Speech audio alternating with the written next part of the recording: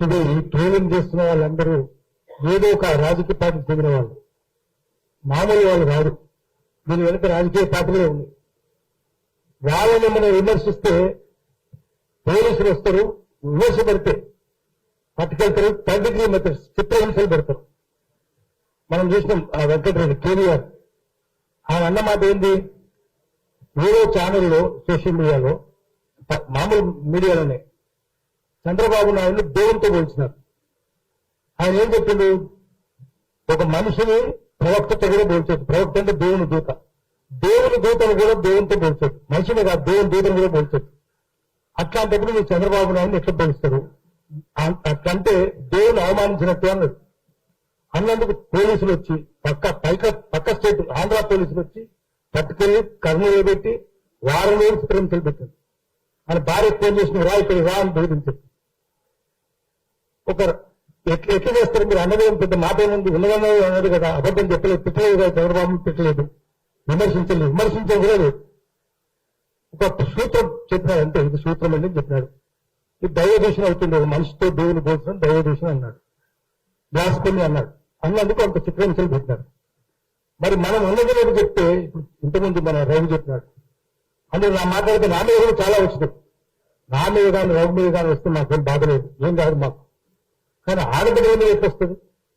అది చాలా ఘోరంగా తప్పు కదా. అది చట్టం కూడా ఉంది, దాని కదా చేయడానికి చట్టం కూడా ఉంది. ఆయన ఎందుకు మాట్లాడతలేరు? రాజకీయ పార్టీలు ఎందుకు మాట్లాడరు? పోలీసులు ఎందుకు మాట్లాడరు? ఇవన్నీ కారణం ఏంటంటే ఈ social media, majority social media రాజకీయ పార్టీల చేతుల్లో. మనం స్వతంత్రంగా ఉన్నాం. మనం సోషల్ మీడియా, అది అన్సోషల్ మీడియా. అన్సోషల్ మీడియా వాళ్ళ చేతుల్లో ఉంది. అందుకనే వాళ్ళు ఇష్టం వచ్చినట్టు చేస్తా ఉన్నారు. పత్రికలు వాళ్ళ చేతుల్లోనే ఉంది, టీవీ మీడియా వాళ్ళ చేతుల్లోనే ఉంది, సాటిలైట్ ఛానల్ వాళ్ళ చేతుల్లోనే ఉంది, సోషల్ మీడియా కూడా వాళ్ళ చేతుల్లోనే ఉంది. So-called social media, WhatsApp media. దీన్ని అన్నింటినీ తట్టుకోవాలంటే ఇంకో బాధ ఏంటంటే వాళ్ళకి పెద్ద వ్యూయర్షిప్ లేదు, మనకి ఎక్కువ వ్యూయర్షిప్ ఉంది, ఇక్కడ మూలకి ఎక్కువ వ్యూయర్షిప్ ఉంది. రఘు పెడితే అనేక కామెంట్స్ వస్తుంటాయి. కామెంట్స్ నాకు ఎప్పుడైనా చాలా వచ్చినాయి, నేను బాధపడలేదు.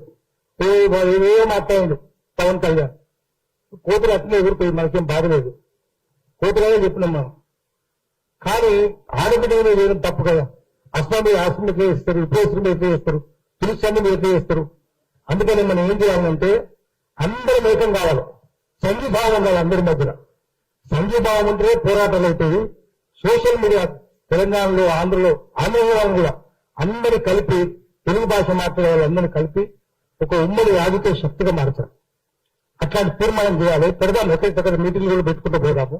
అందరినీ వాళ్ళకు ఏముండాలో కూడా చెప్దాం. మనం వాళ్ళన్ని పిచ్చి వార్తలు ఉంటాయి, అన్ని పత్రికలు పిచ్చి వార్తలు ఉంటాయి. పత్రికలు శ్రీశ్రీ చెప్పింది, పత్రికలు గోరంతలు కొండంతలు చేస్తాయి, కొండలు గోరుకొండలు దాచేస్తాయి. సమాజాన్ని, జనజీవితాన్ని ప్రభావితం చేసే వార్తలు సోషల్ మీడియాలో వస్తున్నాయి. అది వాళ్ళకి బాధ. దాంట్లో రావట్లేదు, దీంట్లో వస్తున్నాయి. అందుకని కష్టపడి చేస్తున్నారు. మనము వాళ్ళని మళ్ళీ వాళ్ళకి తగిన గుణపాఠం చెప్పాలంటే అందరం ఏకం కావాలి. ఏకమయ్యి సంఘీభావం అందరి మధ్య ఒక్కరికి ఆపద వస్తే అందరికి పోవాలి అక్కడికి ఆపద. దాని సంఘీభావం అంటే ఆపద సంఘే, మీరెంత ఉన్నాం, మేము ఎంత నడుస్తామని చెప్పారు. అందుకని సంఘీభావం సృష్టిద్దాము, ఒక ఐక్య సంఘటన కూడా సృష్టిద్దాము. దాని ద్వారా వాళ్ళందరూ గుణపాఠం పెడుతున్నాం. నమస్కారం.